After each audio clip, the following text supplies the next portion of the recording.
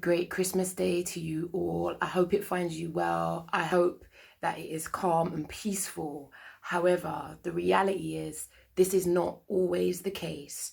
And sometimes we are having to engage with difficult family members where they treat us sometimes in ways that are unhelpful, or we go into old patterns that keep us behaving in ways where we know we're not always honoring our worth, or we're selling ourselves short.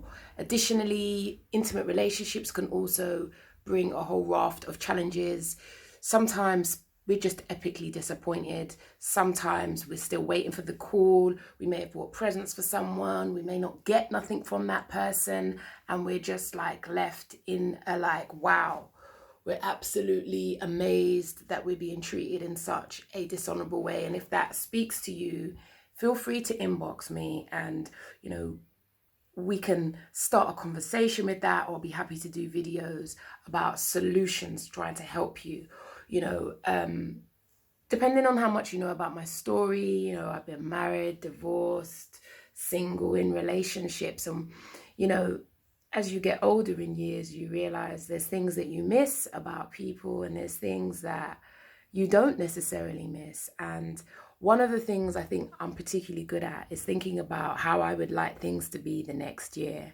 So if you're in a situation and it's hurting right now and the Christmas blues are just wrapping themselves all around you and you're finding it difficult to raise a smile, one thing that may be helpful is for you to think about how you would like things to be in 2020. How would you like them to be? Write down 3 things, 3 experiences, 3 changes that you would like to make in 2020 so your Christmas in 2020 is particularly different. What would they be?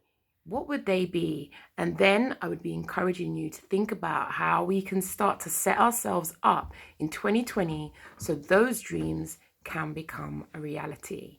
They can become a reality. However, we have to be prepared to sacrifice and make losses to have the things that we want. Take care of you, because if you don't, who will?